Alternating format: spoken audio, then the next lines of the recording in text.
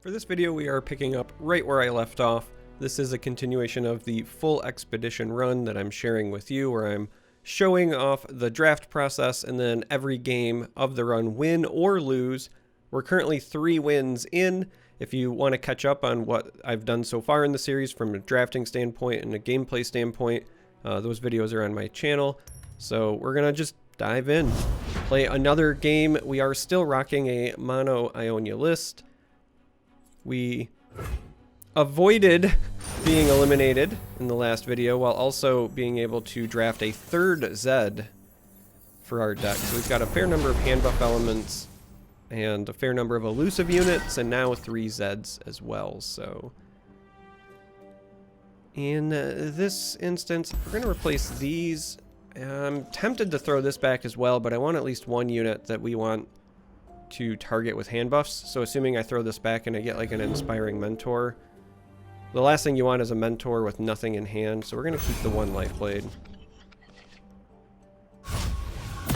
And yeah, wow, okay. So we are going to pass. A bit of a shame. We'd love to have an inspiring mentor there. We have 4 of them in the deck now, so I would have kind of expected to see one, but it looks like we're passing all the way until Zed. So we're attacking on the odds. Being able to play Zed and attack right away feels nice. But this is a slow start for our deck. Make no mistake about it. Now, once we do have the Zed down, if they don't blow it up right on that first turn, we will have like ways to protect it, which is rather nice. Alright, so again, just as a reminder, they have Shen, Garen, and Anivia. So they got 1 of them. And none of them are things we want to run into. They all block our Zed very, very handily. So I think of the group, Shen is the least annoying for us to deal with. Alright, so we just do this and go straight into attacking. And hope that with their 2 mana left over, they don't have some sort of burst speed effect to slow us down.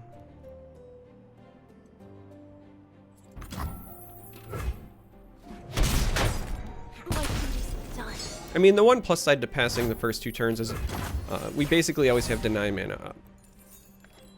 So that's a positive. Alright, so here we want to keep this up. We have to assume that they're going to challenge our Zed. So we're going to instead go with this route. Kind of a tough call. Let's do it. Let's do it here. Let's split them. We'll put 1 here, and then after we recall it, 1 there, but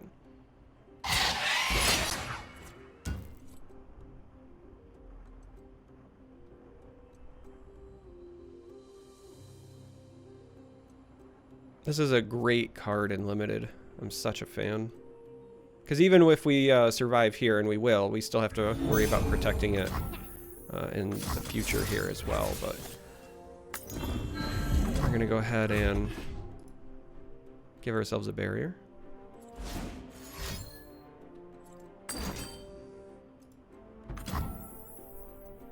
Now we don't have enough for this deny. So on the one hand, we lose our Zed, but we cost them both Silverwing Guardians and a single combat. So I think overall that's probably a win for us.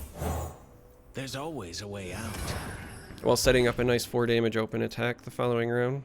They invested a lot of resources to get rid of that Zed. Now, they didn't play Shen there, so I think we probably put them on having got either Garen or Anivia that last round. We could be really greedy and try to push 7 here, and I think we're going to. Now, there's a chance they could shut us down here. They do have Ionia as part of their list. They could play elusive blockers. What I'm doing is definitely greedy. We could have taken a safe 4 damage to the Nexus, but we're going to try to push 7 and accelerate our game plan here. Basically, if we can push a full 7 this turn, then our following attack, we set up the potential for a Dawn and Dusk victory. They cannot strike what they cannot or even maybe a Windfarer Hatchling Actually, it would probably be this, because if this doesn't work, then we have the Dawn and Dusk on the following turn. But either way, we're trying to maximize the damage that we can push here, so that we can get them within striking distance later. Because the longer the game goes, the more it's going to favor our opponent. Between Anivia and Garen as potential late game bombs. Alright, that's really good for them, but we do have a Shadow Shift to save us. But we have to leave ourselves mana for it. So here is just a clear pass. I assume they're going to target this because that would be a value trade.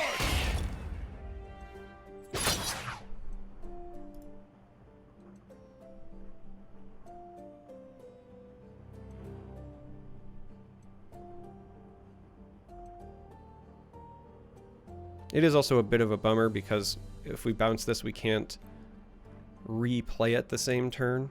Whereas if they had targeted this one, oh, we might get a little bit of a Christmas if they decide to go that route. We do what is right. All right, that's a shame.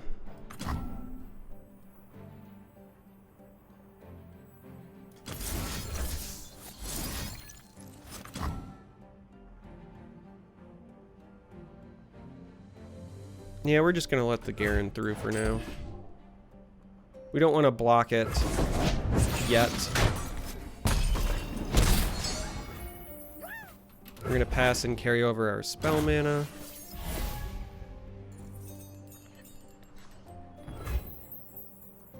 Alright, so again, interesting dilemma here because this isn't quite lethal now that this was pushed out of the way. But this potentially is lethal, so we have to take this shot. Now, there's a lot of things that stop this, but if you get the opportunity to go for a lethal, I think it's important to take it.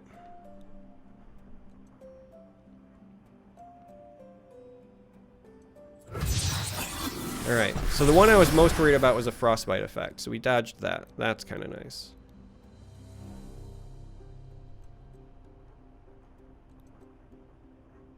And they didn't have anything, so that was a textbook example of why, like, hey, if you have the lethal, you should probably go for it. Again, we had, like, backup options. If that fails, if they do stop it, we still had 4 mana left over for the Life Blade, and then on the following turn, we could then go for the Hatchling play as well. We had some wiggle room there, but they just had far better late-game champions, and so we wanted to push that as best as we could.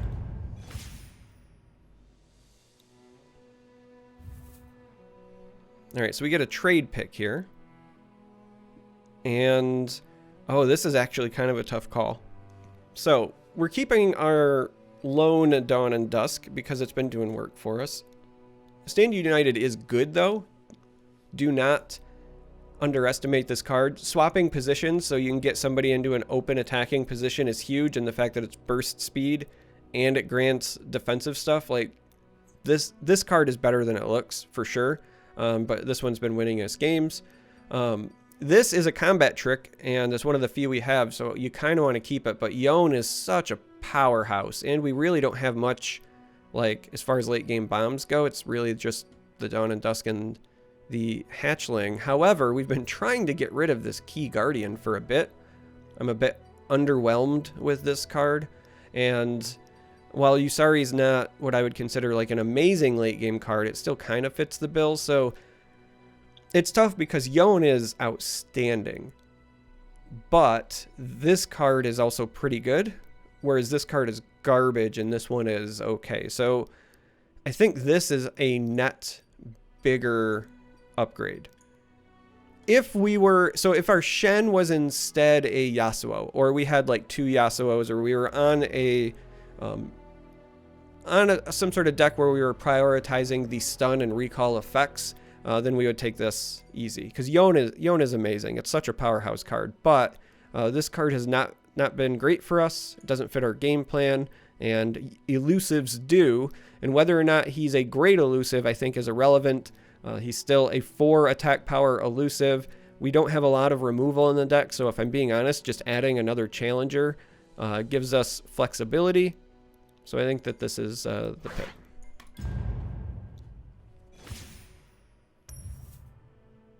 And we're going to jump into another game.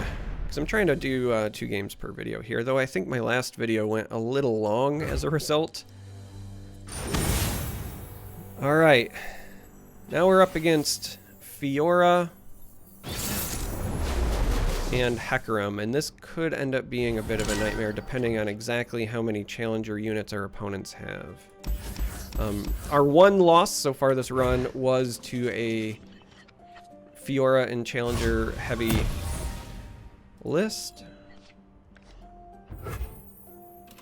Alright.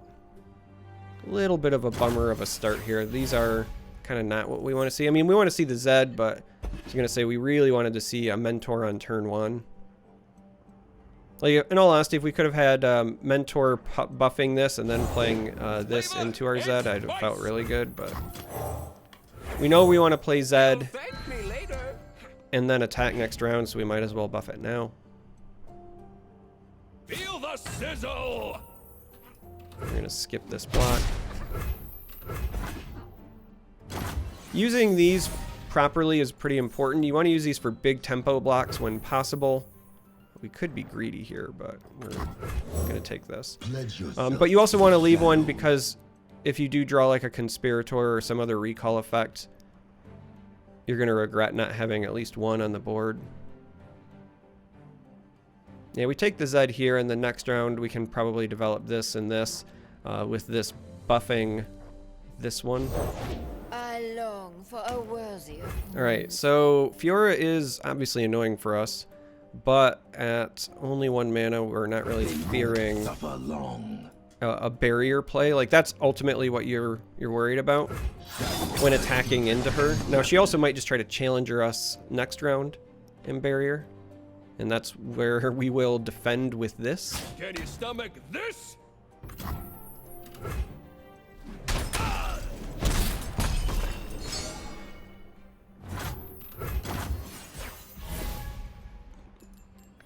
Yeah, Fiora, because of just like non-stop challenge. Oh, that's a great pickup for us, actually. You're covered. Yep, so there's the barrier.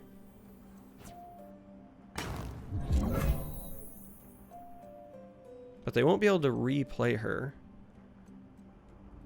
So I think because it's barrier, if it was just going to be a different combat trick, like a buff, then we would maybe do this to consider trading into her. But even if we save his health, it doesn't get rid of her, so we would rather, I think, take the tempo play of this. So we can only play something for 2 or less right now, so we're going to start with the Mentor on our Lifeblade to set up next turn, leaving ourselves enough mana open still for the bounce. I never hold on down. Now, we also could take this block here, but again, at the moment, I'm not seeing too big of a reason to.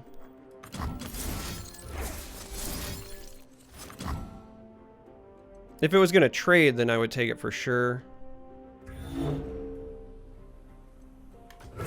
But I think for now, we'll just take the 3 damage.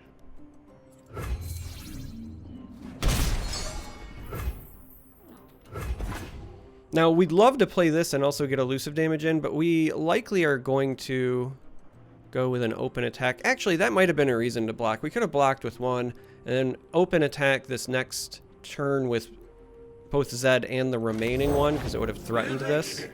But they've got something else anyway. But we want to open attack because we want to basically force them to eat their units to prevent Zed from leveling. Like, that's the real goal here, so.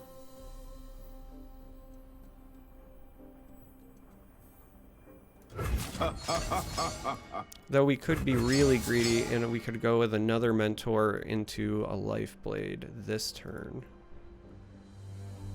But that also doesn't leave us with enough to protect our Zed should something come up. So instead, we just go with the open attack.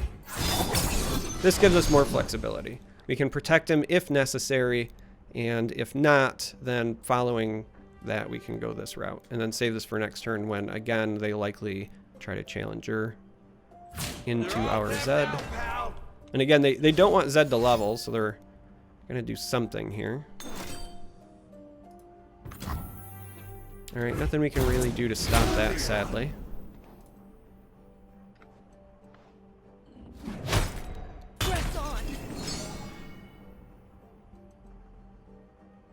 Overall, great play from our opponent.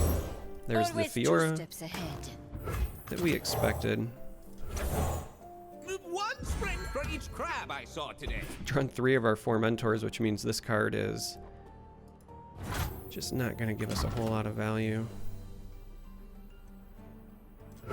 Yeah, let's just go ahead and do They cannot it. strike what they cannot see. This is why we're trying to get rid of these as well. Our list just doesn't support this very well. If we also were paired with, like, you know, Piltover or something, and we were jamming Teemos down their throat, then that card becomes amazing, but...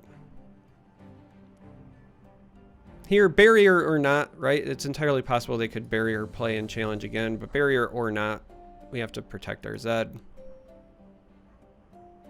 And then we'll likely develop this to set up another open attack for the following turn. Trying to generate as much pressure as we can.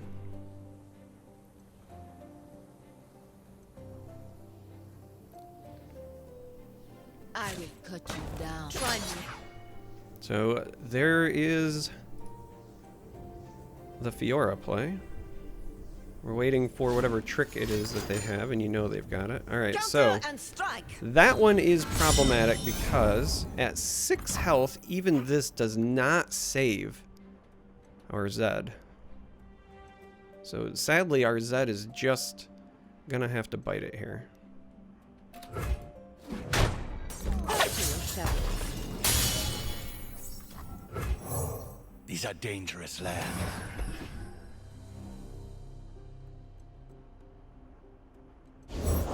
They said I didn't have the spirit.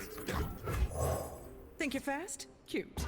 So a little bit problematic because now we're on a clock. We essentially have to, before this kind of takes over the game, we have to race them down I go unseen. with our elusive units. We're going to bring this as well. We do have the combat trick to save it. And if I'm being honest, we're just going to bring Show everything. you how it's done. Like, it's forcing damage. It gives us the opportunity to maybe bait them into blocking with Fiora on one of the 1/1s. I would gladly sacrifice this in favor of either trading with Fiora or making them use another combat trick to save her. Such unrefined style.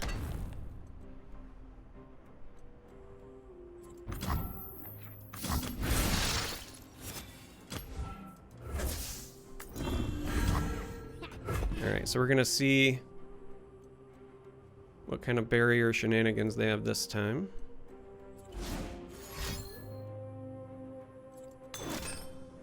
Oh, okay, well then we just lose. There's nothing you can do in this scenario. So sometimes they Death just by a have the thousand combo. cuts. Rough. For those of you who haven't seen it, we'll go ahead and watch the animation here, but Should have said it. in limited, sometimes Fiora just wins accidentally.